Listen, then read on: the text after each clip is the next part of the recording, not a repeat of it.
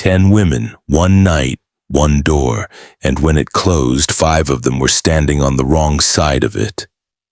You have heard this story before. You have heard it in church, in Sunday school, in sermons that end the same way every single time. Be ready. Do not run out of oil. The end. And that warning is not wrong. But it is nowhere near everything packed into this parable, because right inside the text, hiding in plain sight, is something almost nobody stops to look at. A number. Jesus did not say some were ready and some were not. He gave you an exact count. 10. Not 8, not 12, not a crowd. 10. And then he split that number down the middle with almost mathematical precision. 5 wise, 5 foolish, an even cut, no more, no less. Now think about how deliberate that is. Jesus told dozens of parables, seeds, coins, sheep, servants, vineyards, and in almost every one of them, when he describes a group of people, he keeps the number vague. A sower went out to sow. A man had 2 sons. A certain man had 100 sheep.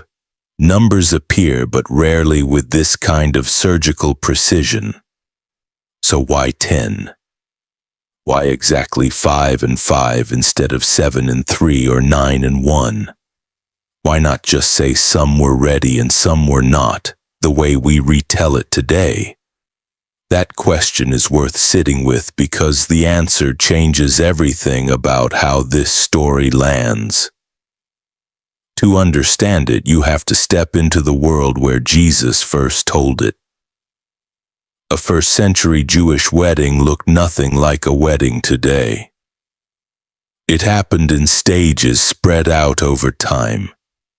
First came the betrothal, a binding formal agreement between families nearly as serious as marriage itself, even though the couple was not yet living together. Then, sometimes up to a year later, came the actual celebration. On that day, the groom would leave his own house, gather his friends, and go to fetch his bride, usually in the evening, sometimes deep into the night. There were no fixed clocks.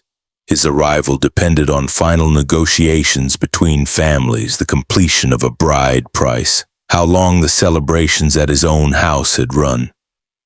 Delay was not unusual. Delay was expected, almost traditional. Everyone knew he was coming. Almost nobody knew exactly when. This is where the 10 virgins enter the story. In that culture, young unmarried women, friends of the bride, would gather to wait for the groom so they could join the procession and escort him with the bride into the wedding feast. Their job, quite literally, was to stand outside with lit lamps ready to walk out the moment the cry went up that he was approaching. It was an honor to be chosen for this. It was also, as you are about to see, a test of preparation. Picture it. 10 young women dressed for a celebration, small oil lamps in hand, standing outside in the evening air waiting. All 10 showed up. All 10 brought a lamp. All 10 at the start of the story looked completely identical in their readiness. Nothing on the outside at the beginning separated the wise from the foolish. That detail matters more than it seems. Jesus tells us 5 were wise and 5 were foolish, then tells us exactly what separated them. And it is such a small, almost boring detail that it is easy to miss how much weight it carries. The foolish brought their lamps, but no extra oil. The wise brought their lamps and also carried oil in separate flasks, enough to keep burning if the wait ran long. That is the entire difference. Not their appearance, not their invitation, not their place among the 10. Just one quiet decision made before anything even happened about whether to carry a reserve. Then Jesus adds a detail that feels almost too human to be accidental. The bridegroom was delayed. And while he delayed, all 10 of them, wise and foolish alike, grew drowsy and fell asleep. Every single one. Most retellings skip right past that. It was not the foolish who fell asleep while the wise stayed alert and watchful. All 10 went to sleep. Sleep in this story is not the deciding factor. Being tired, being human, being caught off guard by a wait that ran longer than expected, that happens to everyone. Jesus is not telling you that spiritually mature people never grow weary in long seasons of waiting. He is telling you something else entirely. Something about what you carry into that season long before the tiredness ever sets in. Then at midnight, the cry goes up. The bridegroom is coming. Go out to meet him. And in an instant, all 10 wake up and start trimming their lamps. That is the exact moment the story turns. Trimming a lamp burns through oil fast, and this is when the foolish 5 discover that their lamps are going out and they have nothing left to refill them with. So they turn to the wise virgins and ask for oil. And here is where the story does something that makes a lot of people uncomfortable when they slow down and actually read it. The wise virgins say no. Not know and figure it out yourself. Not cruelty for its own sake. They give a reason. If we share, there may not be enough for us and for you. If they hand over their oil, there is a real chance nobody makes it through the night with a lamp still burning. So instead they say, go to those who sell and buy for yourselves, while the foolish 5 are off trying to buy oil in the middle of the night. The bridegroom arrives. Those who are ready go in with him to the feast. And then Jesus writes one single line that is, in my opinion, one of the most quietly devastating sentences in all of his parables. The door was shut, not left ajar, not cracked open for latecomers. Shut. The foolish virgins come back, lamps refueled presumably. They knock. Lord, Lord, open to us. And the answer that comes back is not, you are a little late, come on in. It is not, there is no more room. It is something far more personal than either of those. Truly I say to you, I do not know you. Think about how strange that answer is on its face. These were not strangers off the street. These were women invited to this very wedding, dressed for this very celebration, standing among the very group waiting for this very bridegroom the entire night. And yet the answer they receive is not about timing. It is not about the clock. It is a statement about relationship. I do not know you. That is the detail that should stop you cold. The problem in this story was never really about which minute they arrived. The problem was that when the moment of testing came, something that should have been there all along, quietly, personally, invisibly, simply was not there. And no amount of last-minute effort, no frantic errand in the middle of the night could manufacture in an instant what should have already been present for years. That is the real warning inside this parable. And it is a far more serious one than simply do not be late. This is not a story about punctuality. It is a story about the difference between belonging to the celebration by proximity and belonging to it by relationship. 10 virgins stood in the same place. 5 of them were known by the bridegroom in the deepest sense of that word, a relationship carried and cultivated long before the midnight cry ever sounded. 5 of them were standing in the right place, holding the right object, dressed for the right occasion. And yet, when it mattered most, they were not actually known. Now go back to the number, because this is where the story opens into something much larger than a simple warning to stay alert. In the world Jesus was speaking into, 10 was never just a random head count. It was one of the most loaded numbers in Jewish thought, a number that carried the weight of completeness, a full and official gathering. In Jewish tradition, 10 adult men form a minyan, the minimum number required for a valid public gathering for prayer and the reading of the Torah. 10 is the number that makes a gathering official rather than partial. It shows up again and again across the Hebrew scriptures as the number of a complete community, a full witness, an entire assembly standing together. 10 plagues fell on Egypt, a complete and total judgment, nothing partial about it. 10 commandments were given at Sinai, the complete moral law handed to the entire covenant community, not a partial code for a select few. So when Jesus reaches for a number to represent the people waiting for him, he does not pick 3 and he does not pick 100, he picks 10. The number that in the ears of his original audience meant, unmistakably, the whole gathered community. Not an isolated story about one wise person and one foolish person. 10 is Jesus telling you before the parable even gets going that this story is about the entire visible body of people who claim to be waiting for him. This is not a tale about outsiders and insiders. This is a story about everyone standing in the room, everyone holding a lamp, everyone who showed up to wait. And that reframes the whole parable before you even get to the oil. This is not a warning aimed at people who are obviously far from God. It is a warning aimed at people who are, by every outward appearance, already part of the gathering. All 10 virgins were invited. All 10 were dressed for the wedding. All 10 were standing in the same place, waiting for the same bridegroom, holding the same kind of lamp.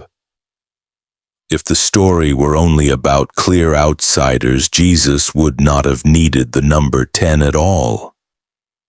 He used it because the warning is for the whole visible community of faith, not a smaller circle carved out from it. Now talk about the split. Why 5 and 5? Why cut that complete number of 10 exactly in half? This is where it gets even more pointed, because a perfectly even split is doing something a story with 7 wise and 3 foolish would never do. If Jesus had made it 7 and 3, you could read this parable and quietly assume you are probably in the larger, safer group. An even 50-50 split will not let you do that.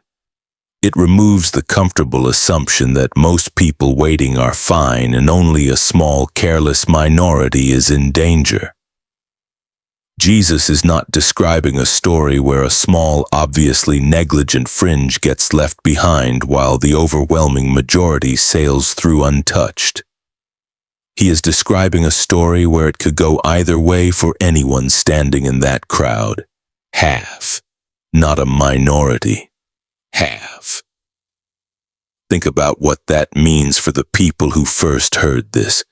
Jesus is speaking to a room full of his own disciples, people who had left everything to follow him, people who by any outward measure looked exactly like they belonged among the wise. And he tells them a story where the ready and the unready are not separated by which side of the room they are standing on. They look the same. They are dressed the same. They are holding the same lamps. The only difference is one small invisible thing nobody else could see just by looking, until the test came at midnight and revealed which lamps were actually prepared to keep burning. There is also an older thread running underneath the number 5 itself, one that careful readers of Scripture across many centuries have pointed toward. Across the Hebrew Scriptures, 5 keeps appearing, attached to ideas of grace and provision toward human weakness. 5 loaves that fed a multitude, Grace in this reading tradition tied to a number that represents something given freely to cover what a person could never gather on their own.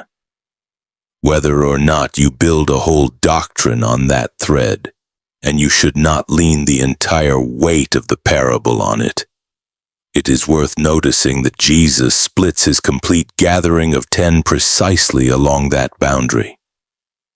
5 and 5. As if the story itself is quietly asking every single person in the room the exact same question. Which 5 are you in? Not which crowd, not which category of person you assume yourself to be. Which 5 personally, individually, when the lamp actually needs to burn. Now the oil, because this is where the real weight of the story lives. The oil is the one thing that cannot be transferred from one person to another in the moment it is needed. That detail is not incidental. It is one of the most misunderstood parts of the entire parable. A lot of people read the wise virgins refusing to share and quietly feel like that is a strange, almost unkind thing for wise, godly women to do in a story Jesus is telling approvingly. But the point is not that they were unwilling. The point is that oil like this cannot actually be shared in that moment without leaving everyone in the dark. Some things are not transferable at the exact hour they are required. You cannot borrow someone else's years of quiet, private faithfulness at the last minute. You cannot inherit someone else's relationship with God the night the door is closing. The wise virgins are not being selfish. They are telling the truth about how this particular kind of readiness works. It has to be carried personally, ahead of time, or it simply is not there when the hour comes. Many who have studied this parable across the centuries have connected the oil to the quiet, sustaining presence of the Spirit of God in a person's life. An inward reality that outwardly looks identical to having no such reality at all, right up until the moment of testing arrives and reveals which lamps were actually prepared to keep burning. On the outside, at the start of the story, you cannot tell the 5 wise from the 5 foolish. Same lamps, same posture, same waiting. The oil is invisible until it is needed. And that is exactly the point. A great deal of what makes someone truly ready is not visible in ordinary daylight. It only becomes visible in the hour of testing when the lamp either keeps burning or it does not. Notice also the timing in the story. The foolish virgins do not run out of oil in some quiet, private moment where nobody is watching. They run out at the exact moment the cry goes up that the bridegroom has arrived. The one moment where readiness actually mattered. You can look identical to someone else for a very long time. You can hold the same lamp, wear the same expression, wait in the same spot for years. But the story is not concerned with how you look while you are simply waiting. It is concerned with what is actually in your vessel when the call finally comes. Because that call always comes at a moment nobody can schedule. There is also something worth saying about the wise virgins and what they actually offer instead of their oil. They do not simply turn the foolish ones away with nothing. They point them toward where oil can still be found.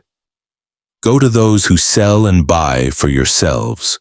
Even in a story about a division running straight through the middle of the gathered community, the wise do not respond to the foolish with contempt.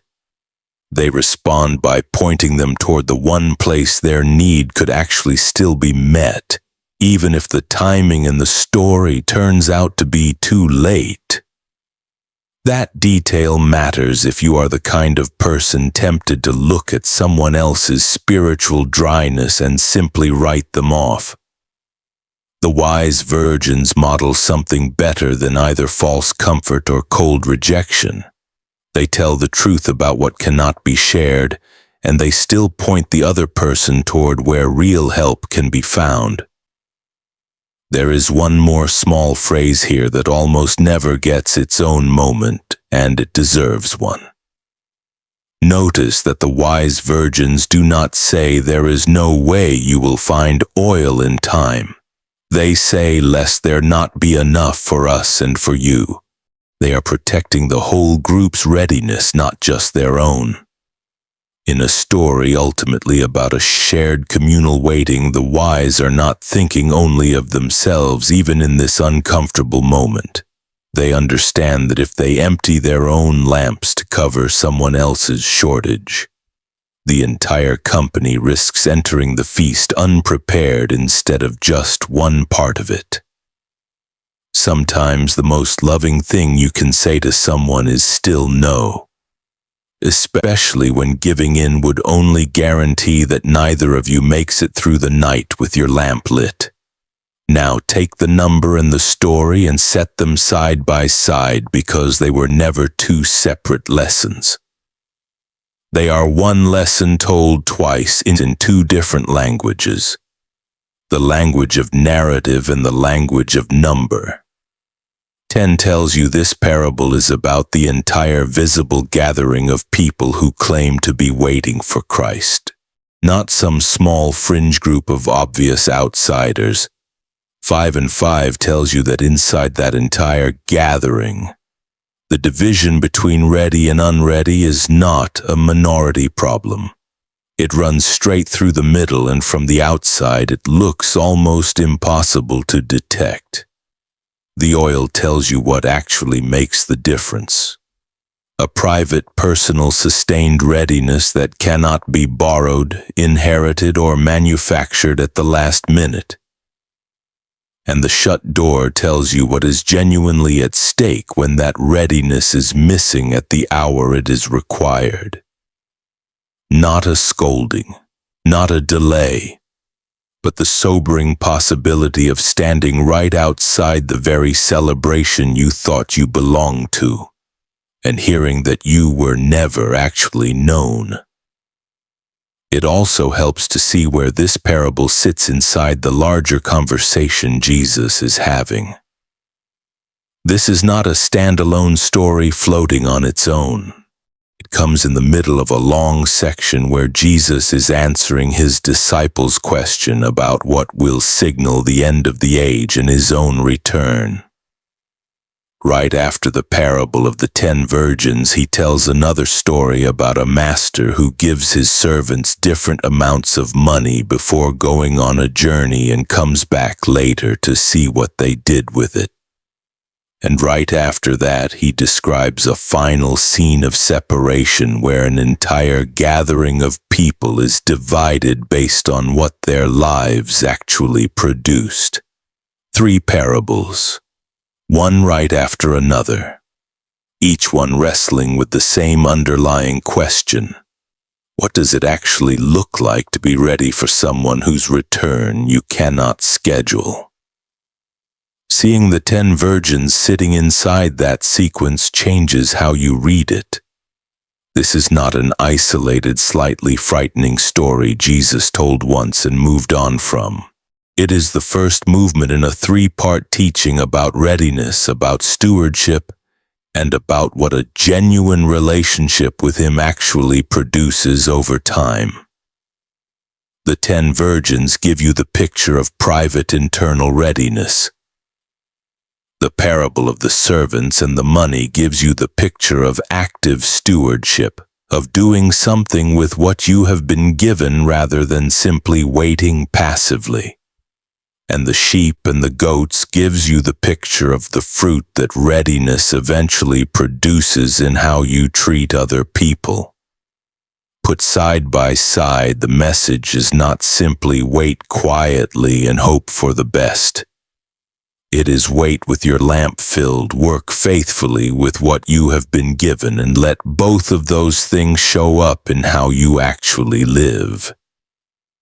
This is also a good place to slow down and address a question a lot of people quietly carry when they read this parable closely for the first time. If oil represents something like genuine faith or the presence of God's Spirit, does that mean the foolish virgins lost something they once had? Or does it mean they never actually had it at all, and were only ever standing in the crowd, close to the celebration without ever truly being part of it? Teachers across the centuries have answered that question in more than one way. And this is not a moment to pretend there is one tidy answer everyone agrees on. What almost everyone does agree on is this: the parable is not primarily concerned with drawing a precise theological boundary about exactly when someone crosses from ready to unready. It is concerned with something more urgent and more practical. However you understand the mechanics of it, the foolish virgins discovered their lack at the one moment it could no longer be fixed. The point of the story is not to let you settle that debate from a place of comfortable distance. It is to make sure you check your own lamp long before the debate ever becomes personal. Now here is what this parable is really asking of you personally. Because Jesus did not tell this story to a room full of people 2,000 years ago so they could nod along and move on with their evening. He told it because he knew this exact test would keep repeating itself generation after generation in every gathering of people who say they are waiting for him. If you have ever quietly worried that you might be one of the 5 who looks the same as everyone else on the outside but is somehow missing something on the inside, hear this before going any further. The fact that you are even asking that question is itself a very different posture than the foolish virgins ever showed in this story. They were not anxious about their oil. They were not checking their flasks ahead of time. They assumed the lamp itself was enough and never once thought to ask what would happen if the wait ran long. A heart that genuinely wonders whether its oil is real is already doing something the foolish virgins never once did. But do not let that honest question turn into paralysis either. This parable is not told to leave you frozen in fear about a hidden test you can never check on. It is told as an invitation to do the one thing the wise virgins did that the foolish ones did not.